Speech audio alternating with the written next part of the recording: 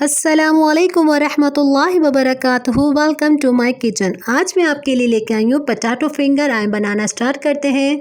सबसे पहले मैंने आधा कप सूजी ली है। 4 मैंने बड़े साइज़ के आलू लिए हैं, उसे बॉईल कर लिया और मैश कर लिया। ब्रेड गम चाहिए हमें। 1 अंडा लेंगे। 1 टेबलस्पून कुटी हुई मिर्चें, हाफ़ टी स्पून नमक, half tea spoon black pepper, half tea spoon oregano और 1 टेबलस्पून हमें मक्खन चाहिए। चेडर चीज़ लेंगे हम। 4 हरी मिर्चें लिए, उसे चॉप कर लिया और आधी गड्डी हम हरा धनिया की लेंगे। आए बनाना स्टार्ट करते हैं। सबसे पहले हम अपने पैन के अंदर आधा कप पानी डालेंगे। पानी को बॉयल होने देंगे। अब हम इसके अंदर 1 टेबलस्पून मक्खन डाल देंगे।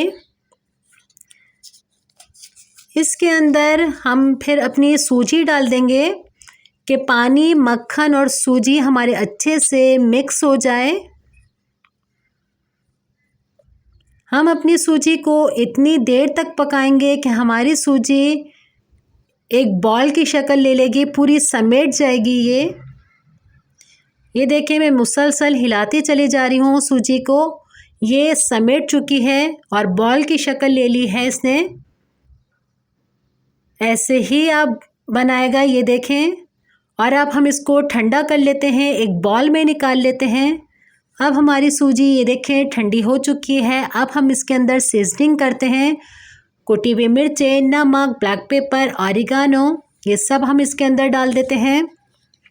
इसी के अंदर हम बॉयल मैश आलू डालेंगे। चॉप हरी मिर्चें और आधी गड्डी हरा धनिया की जाएगी पूरी इसके अंदर। चेडर चीज़ डाल देते हैं इसी के अंदर। अच्छे से इसको मिक्स करेंगे। मिक्स करने के बाद हम इसको फिंगर का शेप देंगे। कोई मैंने हाथों में पानी नहीं लगाया, इतने अच्छे तरीके से ये बन जाते हैं। ये देखें, ज़बरदस्त से सारे फिंगर का आप शेप दे लीजिए। पहले हमने तकरीबन सारे पहले बना लिए हैं। अब हम इसको पहले अंडे में कोटिंग करेंगे।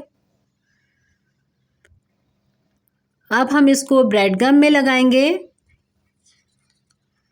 और अच्छे से इसके कोने दबाते चले जाया करें।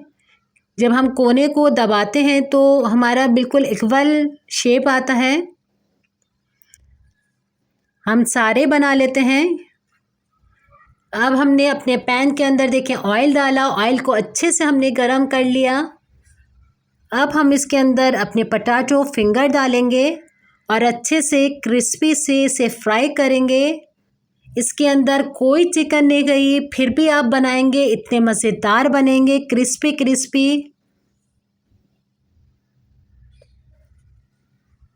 आप बनाने के बाद इसको अंडे और ब्रेड गम में लगाने के बाद 10 से 15 मिनट के लिए फ्रीज़र में ज़रूर रखा करें, क्योंकि ये कोटिंग बहुत जल्दी पकड़ लेते हैं। फिर मैंने अभी नहीं रखा है। अच्छे से हम इसको फ्राई करेंगे एक पल, और इसकी क्रिस्पी जैसे जब तक शक्ल नहीं आती हम इसको फ्राई करते रहेंगे। इसको मैंने टर्न कर लिया है और अच्छा सा इक्वल इसके अंदर कलर लेके आएंगे।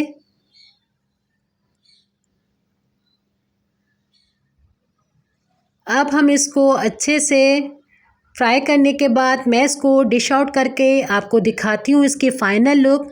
ये देखें, मज़ेदार से क्रिस्पी से पोटैटो फिंगर तैयार हैं। ज़रूर बनाएगा आप। इंशाल्लाह नेक्स्ट रेसिपी के साथ मैं दोबारा हाज़िर होंगी। अपने घर वालों का बहुत ज़्यादा ख्याल रखेगा। मुझे अपनी दुआओं में याद रख। अल्लाह हाफ़िज़।